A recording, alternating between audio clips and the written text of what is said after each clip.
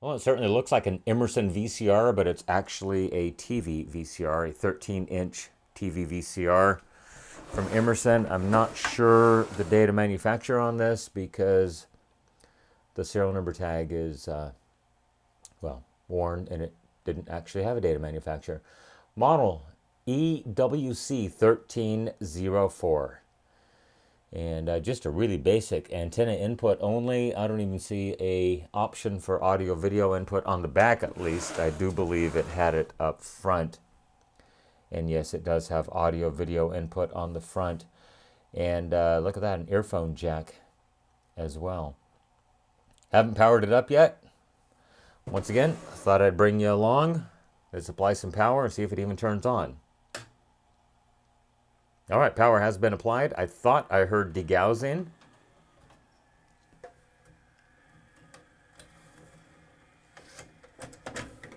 There was a tape in it. Drop Dead Fred.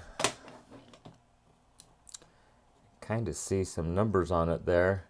6316951718. I recall this. I can't recall the year, unfortunately.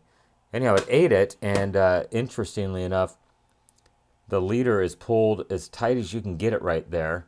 Let me try to do this one-handed, and you can see the leader is all the way back over there. Normally on these newer units, when you put the tape in it, it's going to pull the leader through until it sees an obstruction, which is the black tape, through that little hole on the side, which is where the infrared beam leaves. The emitter goes through that larger hole in the center of the tape right there, and there's a hole on this side for the supply side and this side for the take-up side. That's how it knows if it's at the beginning or the end, unlike Beta that used aluminum leaders. Well, I'm going to pop this thing back in and see what it wants to do again.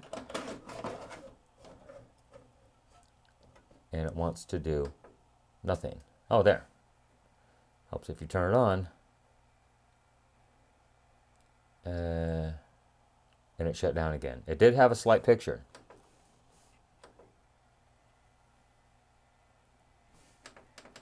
Okay, so the TV part's good. The VCR part is not. Well, let's take it apart. Okay, well there I got the back off the unit, and shock face. This thing is actually built by Funai, or Funai Symphonic as the case may be. Just like the Magnavox ZV427 and ZV457 VCRs that you've seen a couple of on this channel. There's the loading belt, factory installed option, a hair tie right there. And we'll get the flash turned on, and then you can see the prism down in there for the real rotation sensor that probably needs to be serviced. And I'm betting that it may have a mode select switch issue.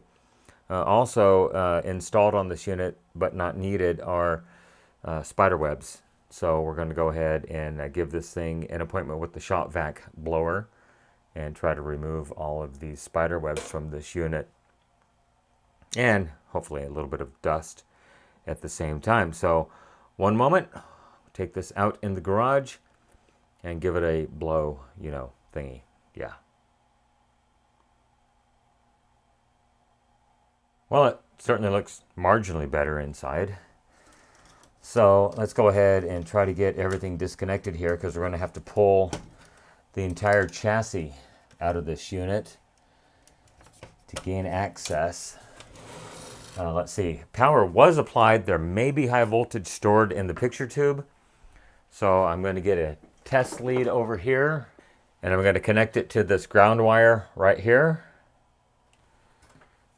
The other end goes on the screwdriver. Keep in mind this is not plugged in at the moment. And yes, there was high voltage. Did you hear the snap? So that discharges the high voltage stored in the picture tube as a capacitor. And then we'll just remove the anode cup right there. Just a couple of leads that go into that hole right there. And I can't tell. Sometimes they actually put dielectric compound on that from the factory. Let's get it back in here where you can see it a little bit. We'll pull off the CRT socket. Now there was probably only 5,000 or 10,000 volts stored in the picture tube, so It's not the end of the world if you get zapped, but if you're not expecting it, then yeah. Why they routed those the way they did. So there's the yoke disconnected, and I think everything at this moment is good to go. Always make sure when you reconnect it that you connect that ground. That's the only thing that grounds the picture tube to the chassis, and without it you can get arcing. So on these, I'm thinking, I thought it was just lift up and pull out. Let's take a look at the bottom of the chassis. And, wow.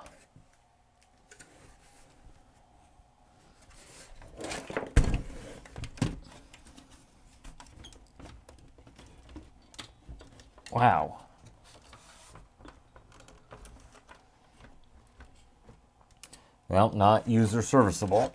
Friendly at least. Gotta push a couple of tabs up and out of the way. And it does not want to cooperate. We'll figure it out. One moment. Well, thanks to old brittle plastic, I broke one of the tabs off. And, oh, look at this. Extras. More stuff inside there. That might have been part of the problem. I wonder if I should just put it together and try it again at this point. But anyhow, I guess we did not break the tabs off. I thought I broke a tab off. But anyhow, there's the bottom of the chassis. Kind of looks familiar over here where the VCR mounts. It doesn't use the same ribbon cable. Oh no, they've used an edge card solder connector right there. Oh, that's going to be fun. And then another one right there. And then the fully raised head does actually, push this up, does actually solder right there. So, to get to the mode select switch, that is the question. You know what? I'm just going to put this loosely back together and just kind of work it sideways if I can. So we will connect the deflection yoke, and we'll get the high voltage lead, which is really freaking tiny. That's kind of scary. Get this reconnected on the picture tube here. Don't forget the ground wire.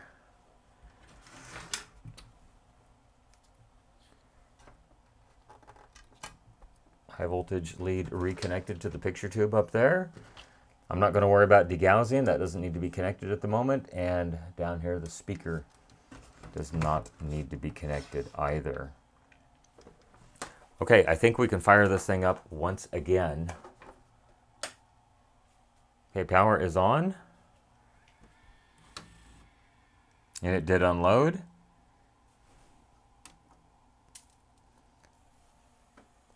I did press the power button right here, and I heard the high voltage come up. And we'll turn this around. As you can see, there is a picture on the screen. So, I should pull the top off of this. I wonder how tough that is to do. A couple of screws in the back. That way we can watch the tape as it goes in. Power has been removed, by the way. You may or may not be able to see what I'm doing. I'm taking out 2 screws on the back of the chassis, and then these 2 on the top. And then this should lift theoretically up and out of the way if I get enough clearance. There it goes. And oh, good, another strap holding yet another cable down. There we go. So there's a strap right there that holds the cylinder cable that obviously you can't see. holds this cable to the cylinder motor out of the way. Okay. Oh, there we go. We got some tension, or less tension. There's the chassis, familiar looking. Power on once again, or power has been applied, I should say. TV power on. And I do see a picture. I'm just going to grab a tape that it can eat, that I don't really care about at the moment. And we'll pop that into it.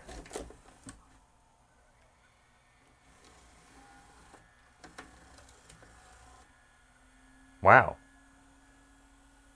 And we'll hit play. And it shut down. Power on.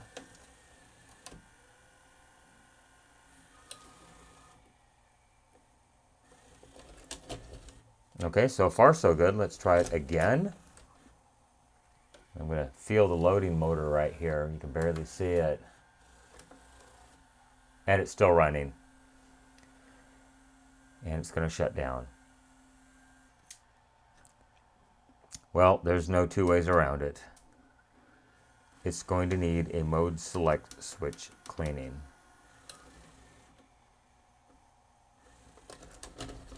I mean, it's pretty good, but yeah, if the loading motor keeps trying to run like that, that's a pretty good sign that the mode select switch needs to be serviced.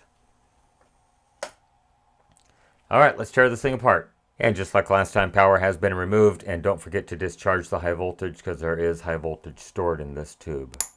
You heard that? And a second one. Make sure you actually make physical contact up inside here.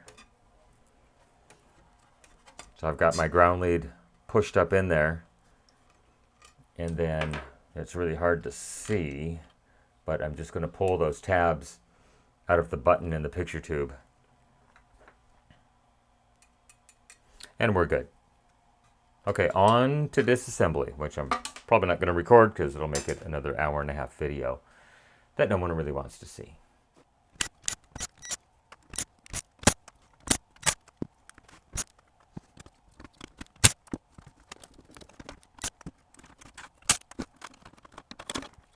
Okay, well there I did get the chassis out of the frame. So we'll move that up and out of the way. And I need to get the circuit board detached from this unit, so I'm going to need to unsolder. I'll zoom in on those. This connector, that connector, and this connector. And I don't see the regular ribbon cable that used to come over and loop over that screw right there like in the other Magnavox units.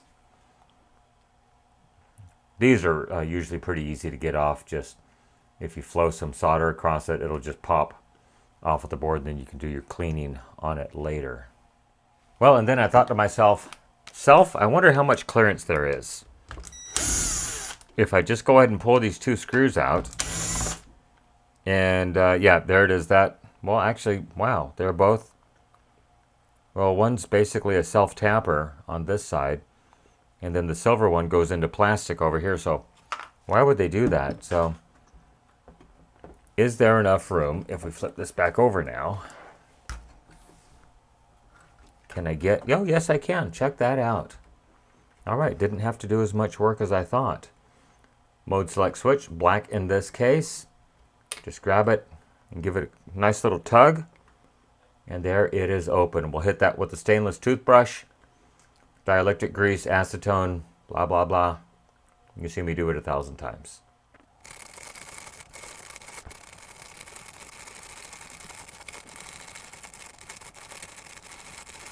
Okay, pretty happy with that. Just need to wipe it down. So I push this back out of the way just a tad. And if this is in focus, I think focus is about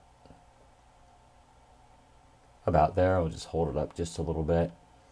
And if you look very closely, you can see that these two, the left hand and the center one, both have shiny contacts, and this one looks, well, I guess if you get it at the right angle, it looks good, but from this angle, they're not shiny.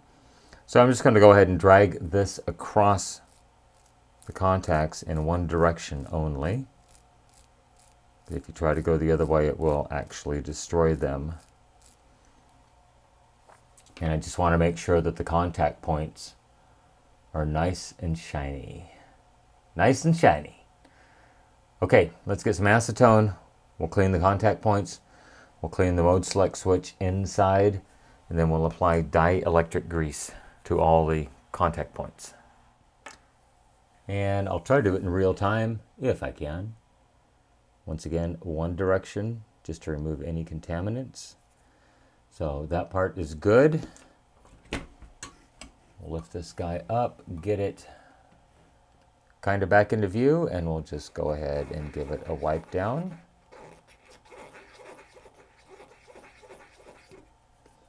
And then we'll give it a dry with the dry end.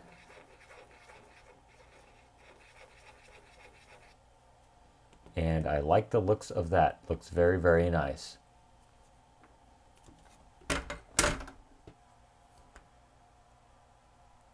We'll apply a little bit of dielectric grease to it. The bigger the glob, the better the job. I'm not worried about using too much of it because it will actually push the excess out.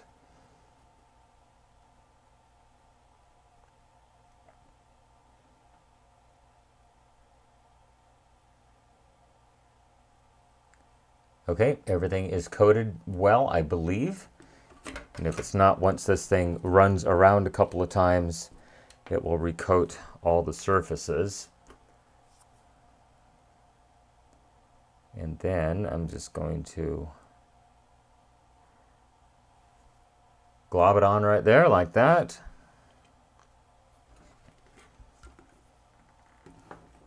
Get it back up here where you can actually see it, and we're just going to snap the two halves back together like that. And we'll run it around a bunch of times.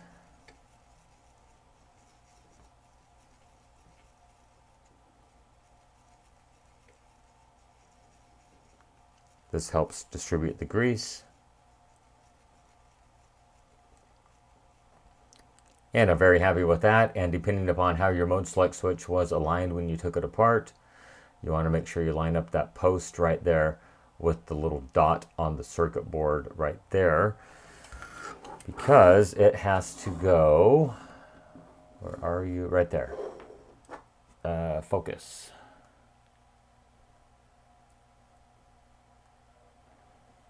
So you can kind of see just a little hole right there. That's where the pin has to go into, and then the shaft actually goes into the center of the mode select switch. So I'm going to put this back in autofocus, and we will try to reassemble the two halves in real time.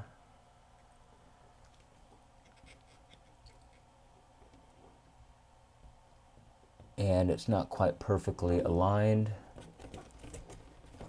I think it got bumped ever so slightly. And there. Kind of see the shaft and the center pin. There's a better view. Make sure the center pin goes in the hole. Do not forcibly push it.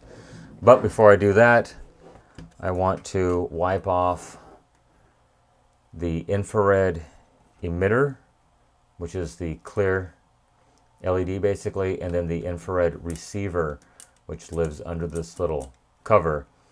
That's just basically to keep the light from the emitter hitting the receiver. You know what? I'm just going to put this together and we'll clean it from the top, which I think is going to be just fine. And the mode select switch moved again.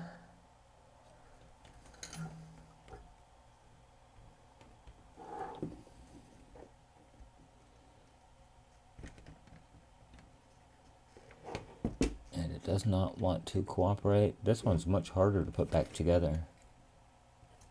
And I know you can't see anything, and I'm sorry about that. And there, it is back together.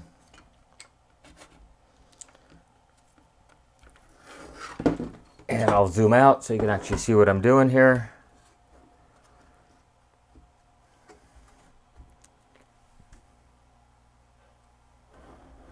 Maybe not that far. Okay, there we go. Well, the finer thread screw goes in on this side, or the gold colored one.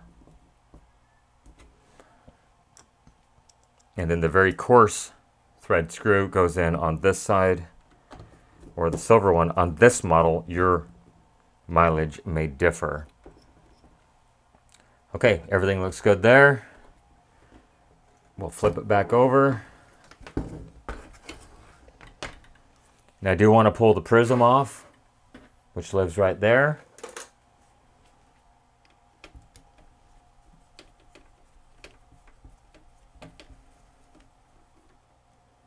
So just take the one screw out and the prism just lifts off. And it should be bright, shiny plastic. And it's got a bunch of contamination on it, which definitely will cause an issue. And then looking straight down there is the emitter. And then in that little hole is the receiver. You can actually lift up this gear and move it out of the way. Make sure you keep the orientation correct. As far as top is the conical shape and bottom is the basically straight shape. So it goes back on this way. If you were to put it on upside down, that could bind and cause issues. Let's get this up here where you guys can actually see it. Okay, cotton swab moistened with glass cleaner. I'm just going to wipe off the tip of the emitter and then stick it through that hole and wipe off the receiver. I'm kind of giving it this chubby checker twist method. And then I'm going to remove some of the cotton swab because it won't fit through the receiver hole with the full cotton swab on it. We'll give it a dry. And then over here on the side, I want to wipe off the supply tape sensor. And then the dry end as well. And then over here on the other side is the take-up tape sensor. I just want to wipe off the tip of it. That's all that really looks at the light, and then dry it with the dry end. Okay, push this back out of the way, and I want to get the prism in the middle of the screen here, and I'm just going to shoot it with some glass cleaner. So it is saturated, and I'm going to grab a paper towel and just wipe off basically every surface that I can on this unit. And you can see the colors that are coming off there.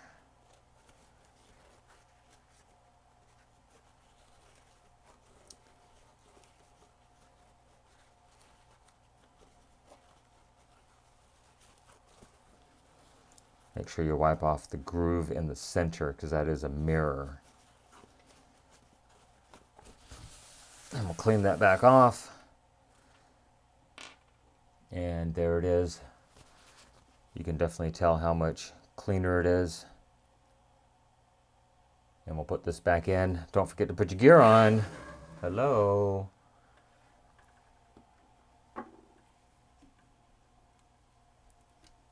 Gear goes on first.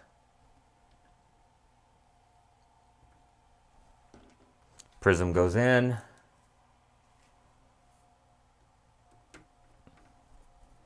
And then the one screw that secures it down.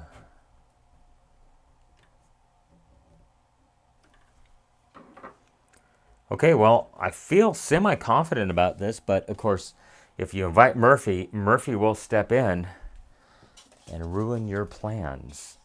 But I'm going to go ahead and invite Murphy and put this back in the frame, just in case that it does work. Let's zoom out so you can see a little bit of what I'm doing here.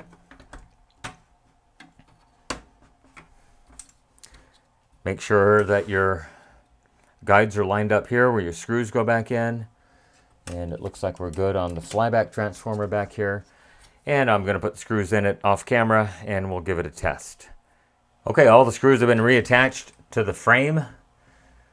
And we're just ready to go ahead and lay this on the side and give it another test. Okay, all back together, at least reconnected. AC power has been applied. And we'll hit the power button. And the high voltage did come up. That's a good sign. And I do see video on the screen. Another good sign. And I just got to find the tape that I had that I lost. There it is. Okay, let's pop a tape into it and see what it wants to do.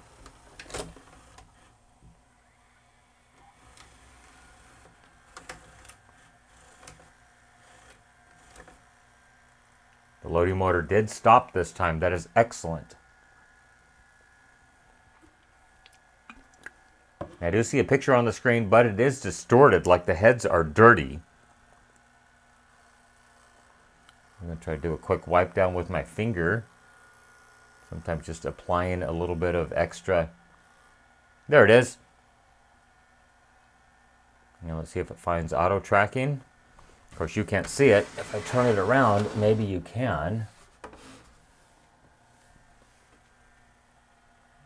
And it has not found auto tracking yet. Although it looks good on the video. So I'm going to stop it. Eject it. And put it back in. And we'll see what happens. It says rental play on the screen.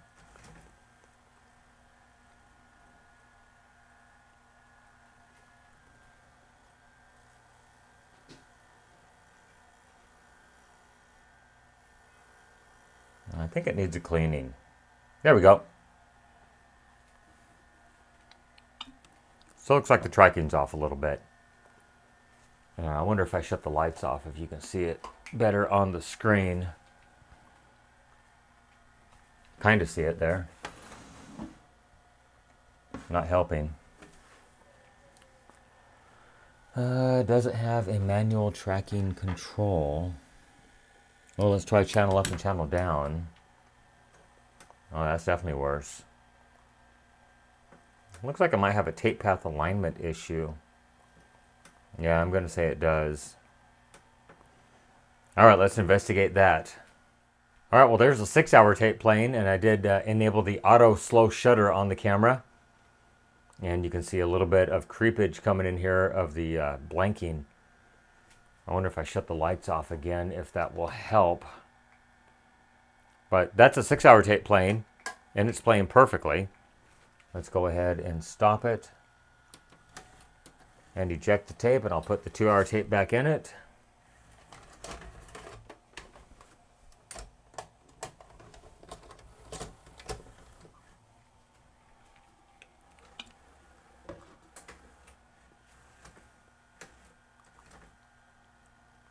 And it's got noise on the top of the picture on the 2-hour tape. Now it's got noise on the entire picture on the 2-hour tape. I'm having a tough time wrapping my head around that because the 6-hour tape requires much more critical alignment than the 2-hour tape does. It acts like the heads are dirty again. Oh, that's really weird. I know it's hard to see, but if I shut the lights off again, maybe it will semi-come back, and it's noisy. The whole picture is noisy. Well, let's go and do a cleaning. And once again, you've seen me do it. I'll do it off camera. And I think this thing's been sitting for an extremely long time in one position, because if you look at the sheen on the upper cylinder right here, you can see it goes down right there. A little bit right there. And I think that's all accumulation that's being distributed across the heads. So I'll go ahead and clean this thing, and we'll see what happens. Okie dokie. Well, after cleaning, it appears that everything is good. There's a 2-hour tape playing right there. Perfectly fine. Nice clear video. Kind of hard to see because of the refresh rate in the camera and the CRT picture. But everything looks very good. No noise, and we'll adjust the tracking. And we got noise. And then totally clear picture. And noise on the other end of the tracking. So we'll stop that, eject that tape out of it, which is a 2-hour tape. And we'll pop a 6-hour tape into it.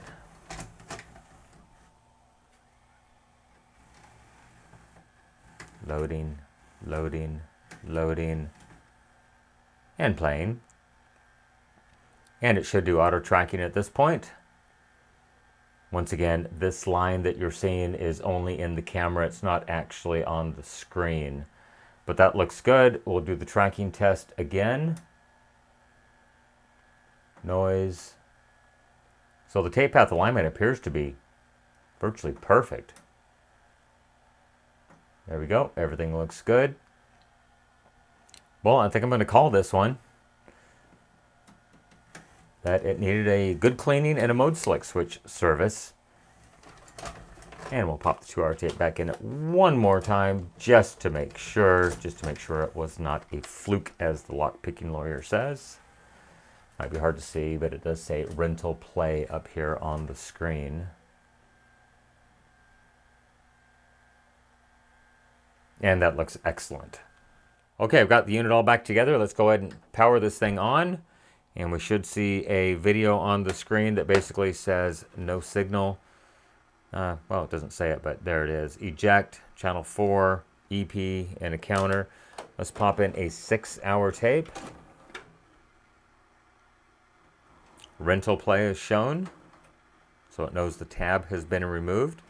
Now I'm using my cell phone on the Pro Video mode, which allows me to set the shutter speed at 1/30th of a second so that we don't get that interaction. And everything looks good. Fast forward search, great.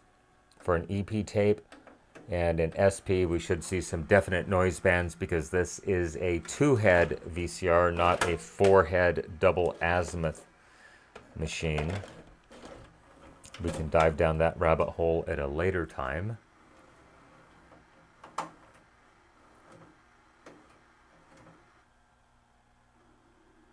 And there is the 2-hour videotape playing. And if we go into fast forward search, we definitely see noise bands in the picture.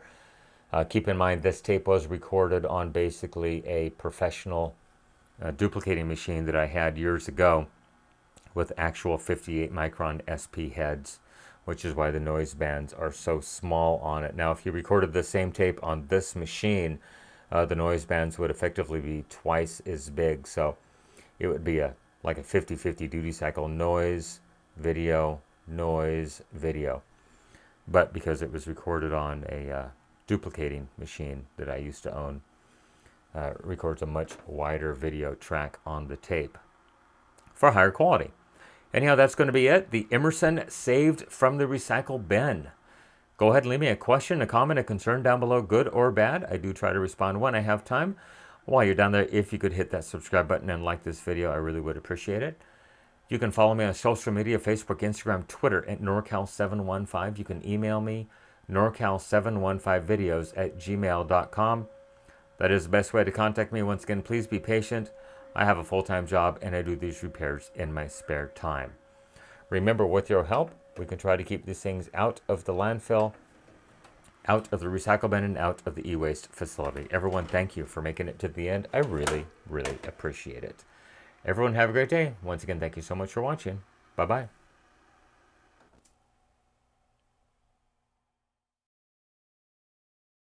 All right, well, I've got the unit opened up right there, and shock face, this thing is made by Funai, or Funai Symphonic as the case may be. It looks very much like a chassis out of a Magnavox series, like a MG427 or a MG457. Trying to remember my numbers right there. And down in here, probably won't focus on it, but there is the little prism. Come on, focus today. I do not have, oh, it's focused on the capstan shaft. Anyhow, there is the prism. You can kind of see it in there. No, I do not want that. I want 1x. Okay, there's the loading belt. And yeah, optional installed features right there. A hair tie, yeah. Flyback transformer over here, switching power supply, spider webs, no additional charge. And I do see it is a simple 2-head unit. Yeah, just a 2-head video recorder Might not even be a recorder, might just be a player. Oh no, it does have a fully raised head, so it is actually a recorder. So I think this thing is going to have an appointment with the shop vac on the blower setting to just blow out some of this dust. And I'm betting we're going to find a mode select switch issue in this unit. Let me try to turn the flash on and look down. And there we go. There you can see the same prism that the Magnavox ZV457s use. Let's take that again. I think I said MG457. Doggone it. Okay, blooper reel. Okay, here we go. All put back together. Power this thing on. Make sure we get video on the screen, and we do. It says eject. Now I'm running this on my cell phone. I have it in the Pro Video mode, so I've turned the shutter speed down to 1/30th of a second to get rid of that interaction you see in the picture of the lines and whatnot. So it said rental play, and there is the tape that's playing. It looks good. That is a 2-hour tape. Looks perfectly fine. We'll take that out. It does say eject. And we will pop in a 6-hour tape. 6-hour tape in. Rental play, because it sees the tab has been knocked out. And there it is, playing perfectly fine. Anyhow, I think that's going to be it. I wonder how fast forward and rewind. Not too terribly bad. It looks good for a 2-head VCR in the SLP mode.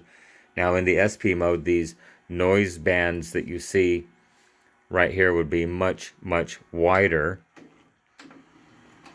because the 6-hour video heads are basically, I think, 38 micron heads, and it should have a 58 micron head for SP. So don't need to press play. It says rental play on the screen. And there is the 2-hour tape playing. So search should have wide noise bands.